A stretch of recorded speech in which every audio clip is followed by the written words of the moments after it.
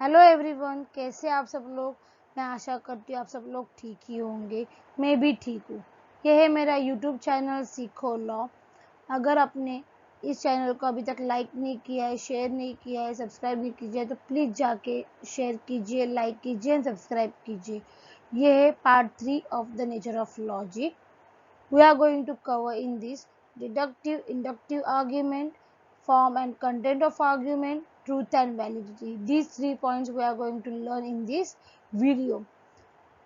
In part 1 and part 2 of the nature of logic, we cover introductions, definition of logic, inference and implication, traditional logic and modern logic, valid argument. अगर आपने वो दो video नहीं देखे तो please जाके देख लीजिए, डिस्क्रिप्शन बॉक्स में उसकी लिंक दी गई है, आप जाके देख सकते हो। मैं हूँ एडवोकेट प्रीजा और हम इस वीडियो की शुरुआत करेंगे डिडक्टिव और इंडक्टिव आर्ग्यूमेंट को। इंडक्टिव आर्ग्यूमेंट को नॉन डिडक्टिव भी कहा जाता है। ये जो क्लासिफिकेशन है वो प्रीमाइसेस और कंक्लूजन के बीच में जो रिलेशन है उसके ऊपर डिपेंड है या फिर उसके ऊपर बेस्ड है। ये जो डिवाइडेशन किया है डिडक्टिव और इंडक्टिव आर्ग्यूमेंट में, क्लासिफिकेशन किया है, वो प्रीमाइसेस और कंक्लूजन के बीच में जो रिलेशन है उसके ऊपर डिपेंड होता है। Let's see what is deductive argument. In a deductive argument, the premises imply the conclusion. The conclusion cannot be false if the premises are true. इस आर्ग्यूमेंट में प्रीमाइसेस कुछ वाक्य या फिर स्टेटमेंट इम्प्लाई करता है, सजेस्ट करता है, और जो सजेस्ट किए हुए या फिर इम्प्लाई किए हुए स्टेटमेंट है उसे कंक्लूजन कहते हैं। तो अगर प्रीमाइसेस ट्रू है तो कंक्लूजन भी ट्रू होगा। अगर प्रीमाइसेस ट्रू है तो कंक्लूजन फॉल्स नहीं हो सकता। Let's see the example. All birds have a feather, this is the first statement. All crows are birds, this is the second statement, and these two statements are premises. So we draw the conclusion that all crows have a feather. This is a third statement. So we can draw like this because in this example the premises of a deductive argument implies the conclusion. They provide sufficient evidence for it. ये जो example है उसमें premises है जो imply करता है, suggest करता है कुछ स्टेटमेंट, उसे हम कंक्लूजन कहते हैं, और जो वो कंक्लूजन है वो प्रीमाइसेस के ऊपर बेस्ड है। जो एविडेंस प्रोवाइड किए गए इस आर्ग्यूमेंट में, इस डिडक्टिव आर्ग्यूमेंट में, वो एविडेंस गुड एविडेंस है, सफिशिएंट एविडेंस है टू ड्रॉ द कंक्लूजन। ऐसे स्टेटमेंट को, ऐसे एग्जाम्पल को डिडक्टिव आर्ग्यूमेंट कहा जाता है क्योंकि प्रीमाइसेस हमें गुड एविडेंस प्रोवाइड कर रहा है to draw the conclusion. Inductive argument. Inductive argument किसे कहते हैं?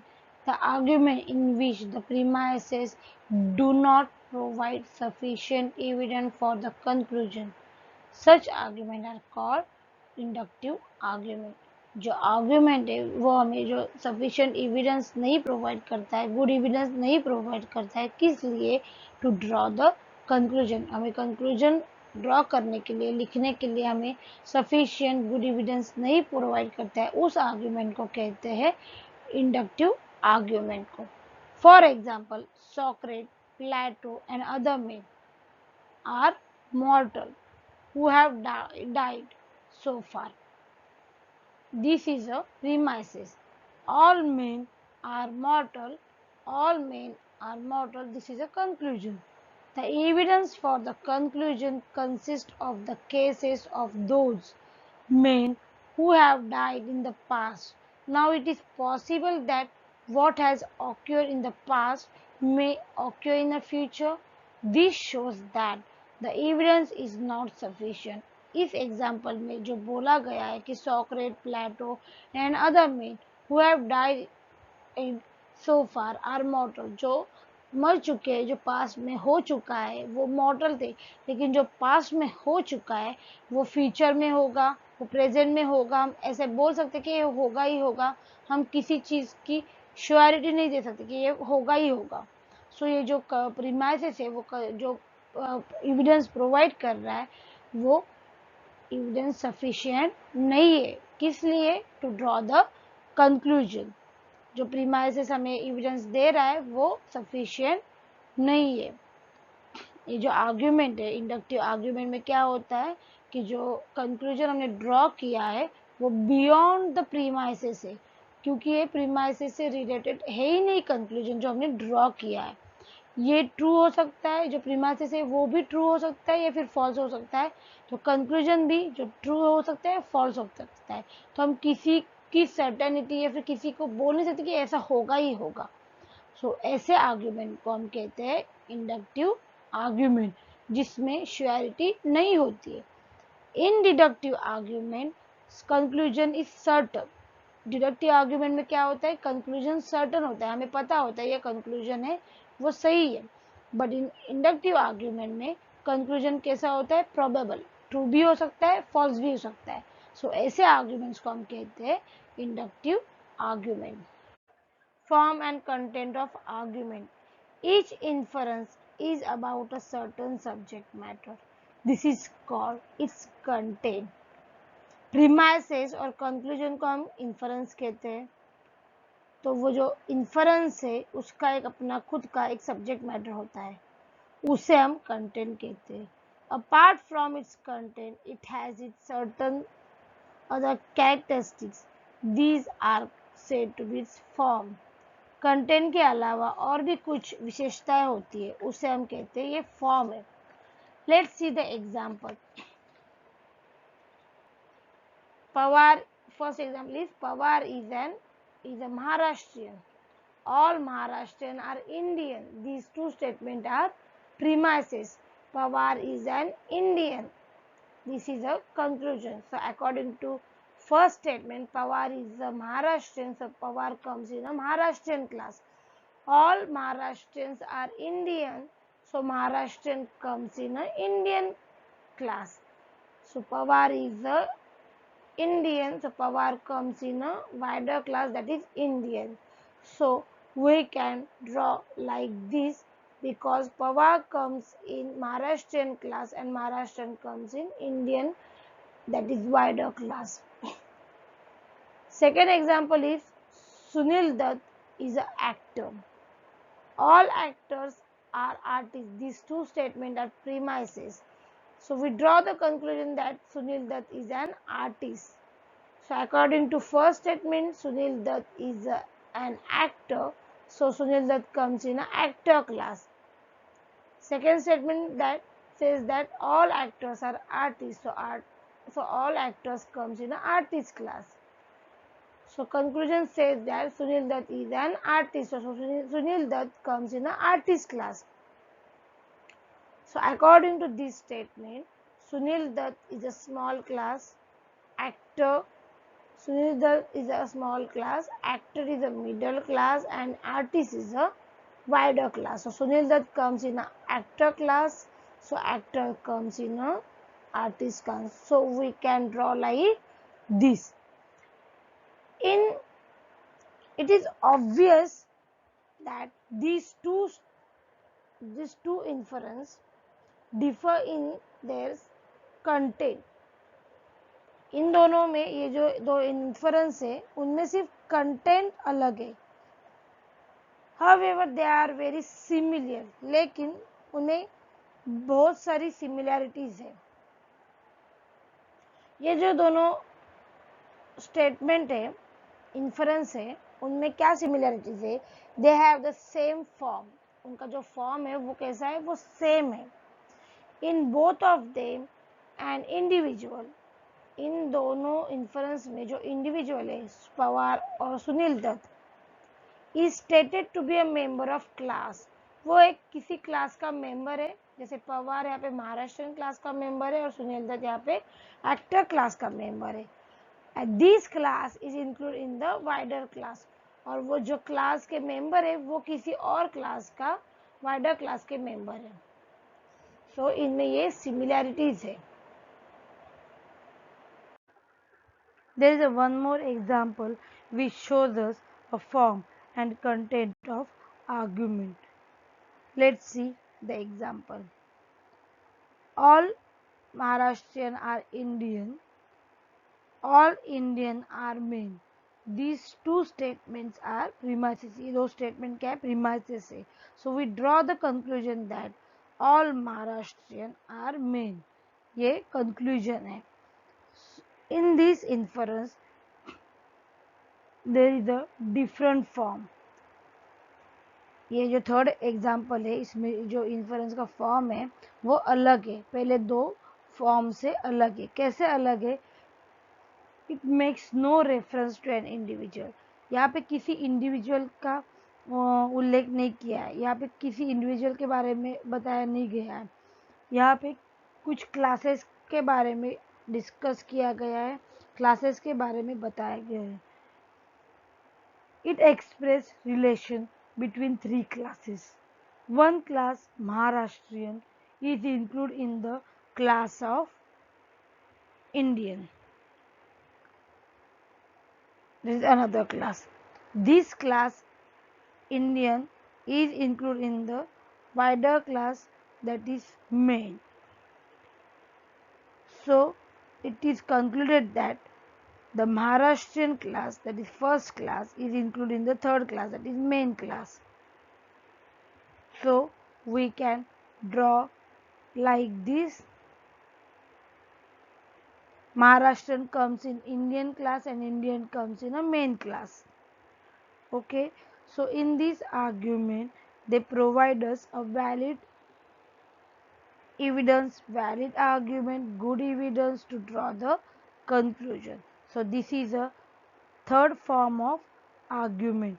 So in this inference there is no example which is related to any individual.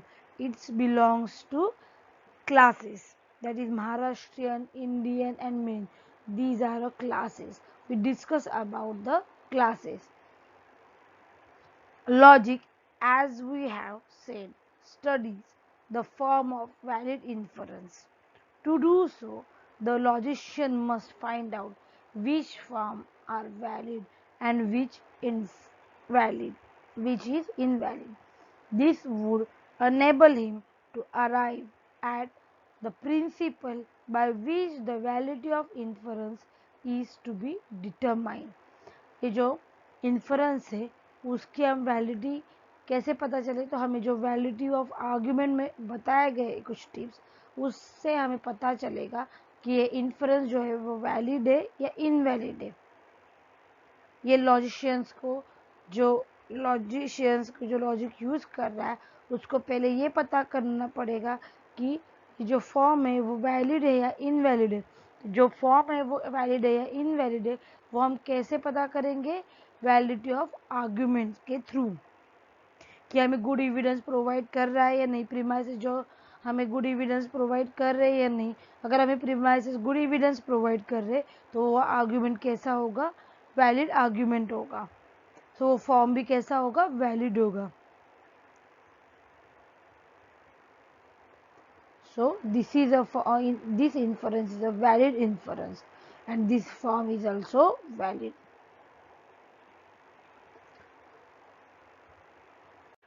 Next point is truth and validity. The validity of an argument is sometimes confused with the truth of its conclusion. However, validity and truth are two separate aspects of an argument. Validity and truth ये दोनों argument के दो पहलू हैं, और जो validity of an argument है वो हमें कभी कभी कंफ्यूज करता है उसके कंक्लूजन का सच बता के. Truth is the property of a preposition. जो सच्चाई है वही प्रपोजिशंस की दौलत है या फिर प्रॉपर्टी है. लेकिन प्रपोजिशंस क्या होता है? आपको याद है नेचर ऑफ लॉजिक का पार्ट 1 में मैंने आपको बताया था कि प्रपोजिशंस क्या होता है. अगर आपने वो पार्ट नहीं देखा है तो जाके देख लीजिए, डिस्क्रिप्शन बॉक्स में उसकी लिंक दी गई है. प्रपोजिशंस ये एक ऐसा वाक्य है या फिर स्टेटमेंट है जो ट्रू या फिर फॉल्स दोनों में से कोई एक ही होता है. और ट्रू प्रपोजिशंस होता है या फिर फॉल्स प्रपोजिशंस होता है. ट्रू प्रपोजिशंस होता है वो हमें फैक्ट्स बताता है, और फॉल्स प्रपोजिशंस होता है वो हमें फैक्ट्स नहीं बताता है. Let's see the example. You can see on my screen there is a four statement, that is, first statement is the earth is round. Second statement is gold is heavier than silver. Third statement is there are golden mountain in India. Fourth statement is man can live without oxygen. These first two statements or these first two propositions are true. The last two propositions or the last two statements are false. Obviously, the first two propositions here are true, while the last two are false. This is because the first two propositions represent the facts, but the last two propositions do not do. जो first to propositions है वो हमें facts बताता है, और जो last to propositions है वो हमें फैक्ट्स नहीं बताता है. Validity argument. A valid argument makes no claim regarding the truth or falsity of either the premises or the conclusion. जो वैलिडिटी ऑफ आर्ग्यूमेंट है, वैलिडिटी ऑफ एन आर्ग्यूमेंट है, वो किसके ऊपर डिपेंड होता है कि जो प्रीमाइसेस है उसको फॉलो करके कंक्लूजन ड्रॉ किया है या नहीं. उसके ऊपर डिपेंड होता है कि वैलिडिटी ऑफ एन आर्ग्यूमेंट. उसको कोई मतलब नहीं है प्रीमाइसेस ट्रू है या फिर कंक्लूजन ट्रू है या नहीं. सिर्फ उनको ये मतलब है कि जो कंक्लूजन हमने ड्रॉ किया है वो through the procedure, through the premises हमने कंक्लूजन ड्रॉ किया होना चाहिए. वैसे आर्ग्यूमेंट को हम वैसे जब हम प्रीमाइसेस कंक्लूजन को फॉलो करके ड्रॉ करते हैं तो उसे हम कहते हैं कि ये आर्ग्यूमेंट वैलिड है. A valid argument makes no claim regarding the truth or falsity of either the premises or the conclusion. जो valid argument है वो किसके ऊपर डिपेंड होता है, वो premises और conclusion के बीच में जो relation है.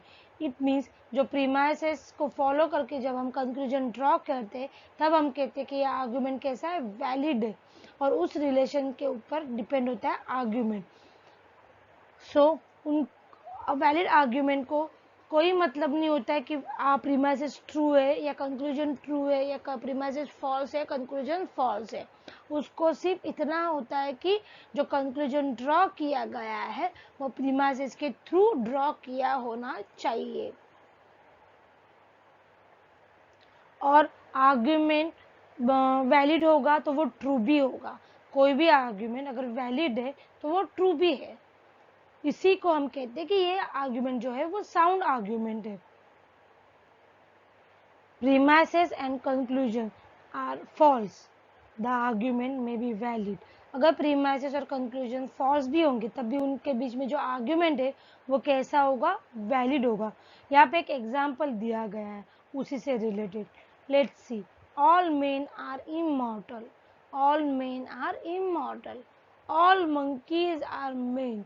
These two statements are premises, so we draw the conclusion that all monkeys are immortal. All monkeys are immortal. This is a conclusion. So this argument is valid because this conclusion is follows from the premises. ये जो conclusion हमने draw किया है वो premises को follow करके हमने draw किया है, इसलिए जो argument है वो कैसा है, वो argument valid argument है. हमने ट्रूथ और फैल्सिटी को एग्जामिन किया कंटेंट के थ्रू. हमने वैलिडिटी को एग्जामिन किया प्रीमाइसेस और कंक्लूजन के बीच में जो रिलेशन है उसके थ्रू. लेकिन लॉजिक क्या है, एक फॉर्मल साइंस है. It is concern with validity. उसको सिर्फ वैलिडिटी से मतलब है, नॉट विथ ट्रूथ. उसको ट्रूथ से, सच्चाई से कुछ मतलब नहीं है, उसको सिर्फ वैलिडिटी से मतलब है. ये दोनों ट्रूथ एंड वैलिडिटी के सब पॉइंट्स है. That is validity of inductive inference truth and validity of inductive inference. तो हम पहले देखेंगे वैलिडिटी ऑफ इंडक्टिव इन्फरेंस क्या होता है। In this, if the evidence in the premises of an inductive inference make it reasonable to believe the conclusion, the argument is good, if not it is bad। Inductive inference में premises जो हमें evidence provide करते हैं, हम उससे conclusion पे believe करते हैं कि जो कंक्लूजन है वो ट्रू है, और उससे हमें पता चलता है कि आर्ग्यूमेंट भी ट्रू है। और जो एविडेंस हमें कंक्लूजन पे बिलीव नहीं करवाता है, उससे हमें पता चलता है कि ये आर्ग्यूमेंट कैसा है, बैड है। इंडक्टिव इन्फरेंस गुड है या बैड है, उसके लिए प्रीमाइसेस के कंटेंट को कंसीडर करना पड़ता है।